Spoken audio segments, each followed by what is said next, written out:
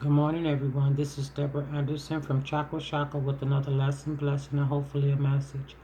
Father, I ask that you come into the room and you speak to me and through me that someone may get a lesson, blessing, or message. Our Father, which art in heaven, hallowed be thy name. Thy kingdom come, thy will be done on earth as it is in heaven. Give us this day our daily bread, and forgive us our debts as we forgive our debtors. Lead us not into temptation, but deliver us from evil. For thine is the power, the kingdom, and the glory forever and ever. Hallelujah. Yah has not given us a spirit of fear, but power, love, and a sound mind. No weapon formed against us shall prosper. Any tongue that rises against us in judgment, Father Yah shall condemn, for we are the righteousness and the inheritance of the Most High Yah. Hallelujah. Alright, you guys. Today the lesson is coming from the book of Genesis, chapter 38, verses 1 through 30. You know, I was talking to you guys the other day about um, Herodias and Herod. Remember, Herod made his little niece dance for the kings, and he took his brother's wife, but his brother had already conceived a child unto said wife, so it was unlawful for them to go in and be together as husband and wife. But we're going to read this story because this story, I was telling y'all, it was okay if the brother had died without children, then it would have been fine for her to, for her and him to get married and bear children. But we know that wasn't the case because Philip had a daughter with his wife, which was the king's niece, who was shaking her booty before the other kings and asked for John the Baptist's head. But we're not going to talk about John the Baptist today. We're going to talk about how it was lawful to go in and marry another brother's wife when he conceived no children unto said wife. So we're going to start at chapter 38 Genesis, verses 1 through 30. And I'll start reading at verse 1. And it came to pass at that time that Judah went down from his brethren and turned into a certain Adulamite, whose name was Hira. And Judah saw there a daughter of a certain Canaanite, whose name was Shua, and he took her and went in unto her. So we know that Judah is about to take a wife from the Canaanites. So he went in unto her, and when they say he went in unto her, that means he went and he married her and he became one with her. He made love with her. And she conceived and bare a son, and she called his name Er. So she had a first son by Judah, our forefather. And she conceived again and bare a son and called his name Onan. So so far she got two sons. And she yet again conceived and bare a son and called his name Shelah. And he was at Chezib when she bare him. So she was in another city. She wasn't in Canaan. And Judah took a wife of for So he went down to Chezib where she had her last child, and then he saw a woman that he wanted for his son to marry, his firstborn, whose name was Tamar. So he went and he chose a wife for his oldest son, which was Tamar, our foremother. Hallelujah. Hallelujah. And Judah's firstborn, he was wicked in the sight of the Most High Yah. And the Most High Yah slew him. Wow. So he was wicked. He was with the nations. Apparently he was running with the Canaanites. He didn't want to be with Israel, with the tribe. And Judah said unto Onan, because killed himself, or he did something where Father Yah brought death upon him, so he killed himself because he was doing something wicked, and the Most High had to get rid of him. So now he leave his wife a widow, no children, because he wanted to be evil. And so Judah said unto Onan, go in unto thy brother's wife and marry her, and raise up seed to thy brother. You see, now this where it was lawful for Onan to go in unto his brother's wife and marry her and raise up seed for the brother that whom Yah had slew. And Onan knew that the seed should not be. Onan knew that excuse me, y'all. We in retrograde. And Onan knew that the seed should not be his. And it came to pass when he went in unto her, his brother's wife, that he spilled it on the ground, lest he should give seed to his brother. So he was wicked as hell too. He didn't want to have no kids with Tamar. So he took his seed, he had sex with her, but when it came time to release the seed inside of her, he let it go on the ground instead. And the thing which he had did displeased the Most High Yah, wherefore he slew him also. See, it's a sin to waste seed. So he wastes that seed, and the Lord wastes him. Hallelujah. Hallelujah. It's better, obedience is better than sacrifice. Okay, he sacrificed himself. Hallelujah. Now, let's continue. Then said Judah to Tamar, his daughter-in-law, remain a widow at thy father's house, till Shelah my son be grown. For he said, lest peradventure he die also, as his brethren did. And Tamar went and dwelt in her father's house. So after the second son killed himself, because that's what he did by being disobedient, he killed himself. Father Yah had to destroy him because he was being disobedient. So Judah, he requested that Tamar go back home to her parents and be a widow at her father's house. So till the third son grow up, Shelah. He said, my son be grown, for he said, lest peradventure he die also, as his brethren did. And Tamar went and dwelt in her father's house. So she went back home. And in processing of time, the daughter of Shunah, Judah's wife, died. So Judah's wife passed. And Judah was comforted and went up unto his sheep shearers, to Timnah. And he and his friend Hira, the Adullamite, they took a trip. Adullamite and Haran the Adullamite. Yeah, that's a weird name. I guess he was from the tribe of the Adulamites. They went up to shed their sheep, to take the wool off the sheep. So they was going to get the sheep sheared. And it was told unto Tamar, saying, behold, thy father-in-law goeth up to Timnath to shear his sheep. So she was taking a trip. Somebody told Tamar, I don't know who told Tamar about it, but she found out that her father-in-law, Judah, was going up to shear these sheep. And she put her widow's garment off her, and covered herself with a veil, and wrapped herself, and sat in an open place, which is by the way of Timnath.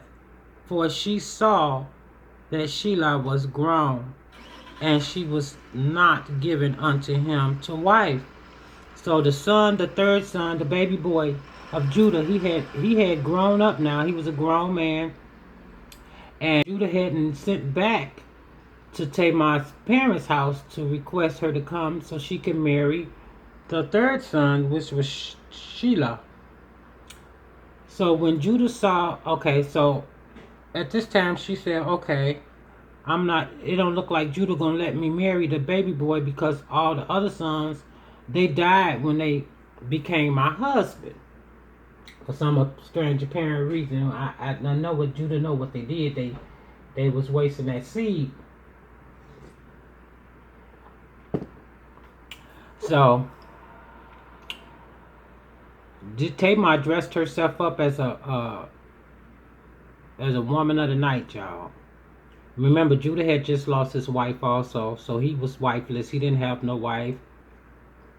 So when she did this, Judah saw her. He thought her to be a harlot. See, he thought she was a woman of the night because she had covered her face. She didn't let her face be seen, and she and he turned unto her by the way, and say, Go to, I pray thee, let me come in unto thee. For he knew not that she was his daughter-in-law.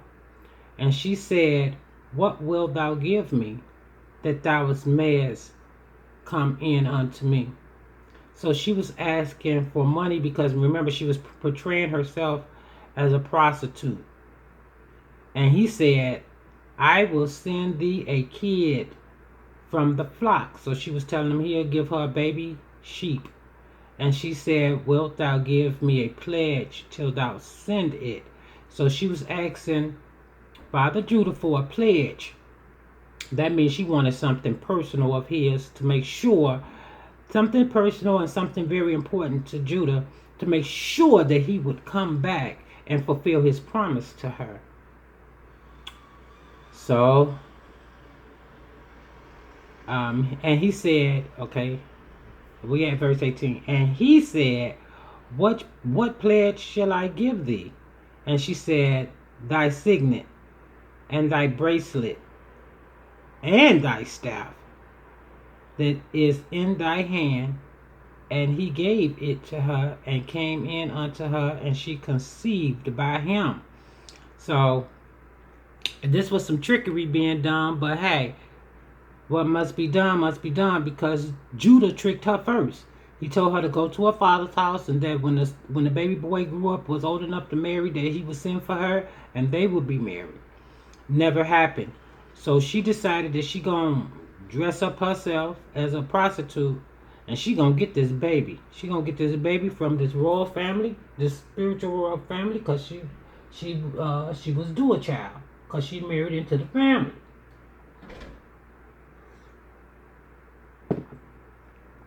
She tricked her father-in-law to lay with her. He laid with her. She got pregnant. She conceived by him. Hallelujah. Hallelujah. And she arose and went her way and laid by her veil from her and put on the garments of her widowhood. So she took off the hooker clothes after she got what she wanted, this baby. He took off the hooker clothes. But remember, she held Judah's bracelet, his signet ring, and his staff. Remember them staff? I told y'all them staff was important. They needed them staffs. They needed their staffs. Okay. We're at verse 20, y'all. And Judah sent the kid by the hand of his friend, the Adulamite, to receive his pledge from the woman's hands. But he found her not. See, he didn't even want to return. She asked him, would he return? He said yes. He lied again. Instead of him returning, he sent his friend, the Dulamite, Hiram. And Hiram couldn't find that woman. He looked all over. He could not find her. Then he asked the men of that place, saying, Where is that harlot, that prostitute that was openly by the wayside? And they said, There was no harlot in this place. They said they don't remember seeing no harlot. She knew where Judah was going to be at a specific place at a specific time, and she presented herself then. She didn't just stay there all night, all day, all night, all day. After she got what she wanted from Judah, she left. She took his ring, she took his bracelet, and she took that staff and she left. Hey, that was evidence, y'all. Evidence. Okay, so she left that place. They said it was no harlot in this place. And he returned to Judah and said, I cannot find her. And also the men of the place said that there was no harlot in that place. And Judah said, let her take it. Wait a minute. And Judah said, let her take it to her, lest we be shamed. Behold, I sent this kid, and thou hast not found her. He said, let her have my things. Let her have my signet ring. Let her have my bracelet. Let her have my staff. Because if anybody found out I was laying with the prostitute, it'll be shame, shame, shame on me. I sent back the baby goat or the baby sheep, but couldn't find her. And it came to pass about 3 months after that, it was told Judah, saying, Tamar, thy daughter-in-law, hath played the harlot. And also, behold, she is with child by whoredom. And Judah said, bring her forth, and let her be burnt. Now, he going to destroy Tamar because he told her to wait for the younger son, but he never presented the younger son to her in marriage. So she went out and played the harlot. And somebody told him that she did this. Now, whom did she play the harlot with? Him. Now he wants to burn her because he didn't know it was Tamar. He didn't know who it was because remember she wore a veil on her face. She hid her face, her identity from him. So let's see what happened when he sent for her to be to come down and be burnt. Lord have mercy. They were stoning people, but he gonna burn her. So let's keep going. When she was brought forth, she sent to her father-in-law, saying, by the man who these are, I am with child. And she said, discern, I pray thee, whose are these, the signet, and the bracelets, and staff. Didn't I just tell y'all she had evidence? She kept that stuff because that would prove that he be the father. Ha, ha, ha. Like Omori. He trying to say, I am not the father. She said, you are the father. Hallelujah, hallelujah. Because here's the things that you gave me to hold until you bring me back my sheep. And Judah acknowledged him and said, she hath been more righteous than I. See, he knew he was wrong because that I gave her not to Shelah, my son. He betrayed her. And he knew her again no more. So after they had that child, they didn't keep sleeping together, even though Judah didn't have a wife at that time because his wife had passed away. He didn't do it anymore because it was meant for her to be in the family to have a child through the bloodline of Judah. And he kept, reneging on her, like lying to her, making her wait, and had no intentions on making it right. So she made it right. Hallelujah. Hallelujah. I believe her spirit guides and the angels and Father Yah had guided her to do such a thing so that she would have children. Let's keep going. And it came to pass in that time, well, he said she was more righteous than him, Lord. Okay, and it came to pass in that time of her travail that, behold, twins were in her womb. Father, Yah blessed her double. Double for your trouble. She got double for her trouble. She was denied children. She was getting older. She was getting afraid that, hey, pretty soon my time to bear children will pass me. But she got double for her trouble. She got a double blessing. Hallelujah. Hallelujah.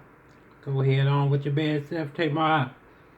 And it came to pass when she travailed that the one put out his hand, and the midwife took and bound upon his hand a scarlet thread, saying, "This came out first." So they was because she had twins, and it was gonna be hard to identify them once they both came out.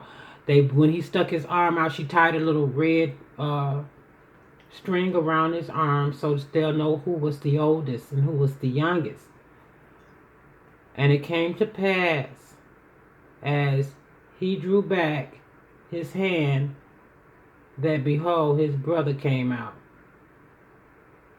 And she said, "How hast thou broken forth? This breach be upon thee, therefore his name shall be called Phares."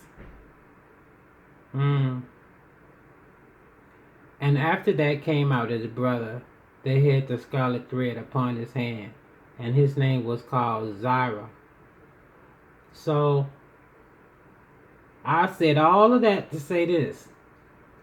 It was lawful when one didn't have children unto their brother, to their sibling. It was lawful for the other brother to go in and make a baby with the brother's wife, with the deceased brother's wife, because she was married into the family and she was supposed to have children within the family. She was supposed to have children of that bloodline, of our bloodline. Hallelujah. Hallelujah. Think about it, y'all. If Tamar had not had those two babies, we wouldn't be here. Hallelujah. Because Judah had 3 sons, remember? And 2 of them died, and the third one, they don't even speak about him after she did her little deed up and became a prostitute for a day. It don't say nothing else about Sheila, the baby boy. But think about it, y'all. I don't even know if he had children or if he passed away or what. But we do know we wouldn't be here if it hadn't been for Tamar's trickery, because we are the children of Judah. And Judah went in unto Tamar and had them 2 babies, which we are the descendants of this day. Hallelujah. Hallelujah. So I thank y'all for Tamar being crafty. Hallelujah. Hallelujah. She wasn't being evil in a bad way. She was a trickster, but it was for a good reason. I thank you, Tamar. Thank you. And I thank Judah for desiring her. Hallelujah. Hallelujah. Because that's how we got here. And it wasn't under wickedness, and it wasn't unlawful. It was lawful what she did. Very lawful. Because Father Yah didn't destroy those children, and he did not destroy Tamar. She took his I wanted to call him a nigga because that's what he was acting like, but she took his stuff. She took that signet ring, she took them bracelets, and she took that staff. So she was a smart young lady. I guess that's where some of us get our craftiness from. But y'all see, the men of Judah they dealt with us treacherously. They did this all the time, and he was planning on it too. Judah's sons were just like Judah, a little scandalous. That's why today Judah is scandalous, and I'm talking about the tribe. We betray each other, we kill each other, we real jealous hearted of each other, we don't keep our promises to one another. We do this all the time. And it has to stop. It's been going on ever since the Bible days. Hallelujah. This was not considered incest, y'all. This was a lawful sexual engagement that they had to participate in. It was lawful. It was not unlawful. Hallelujah. But we know what Herodes and Herod did. That was unlawful. But this was not unlawful. Hallelujah. Hallelujah. All right, you guys. That's the end of the lesson, blessing, the messages for the day. I just wanted to show you guys how one situation was lawful and then there was another situation that was not lawful. So, because a lot of people say the scriptures they contradict themselves, but we see it don't contradict itself. You just have to rightfully divide the word of truth. Hallelujah, hallelujah. Now I pray that the most high Yah shine his light on you, kiss you smack dead in your forehead, open up your crown chakra and your third eye chakra that you may see the errors of your ways, the errors of others' ways. Don't participate in no incest, y'all, because that's not right. Today is too many people on the earth for us to be laying with each other's family members and things. Let's do things lawfully. Let's not be breaking the laws of Father Yah. Hallelujah. Hallelujah. All right, you guys. I love you with the love of Yeshua. Till tomorrow. Deuces.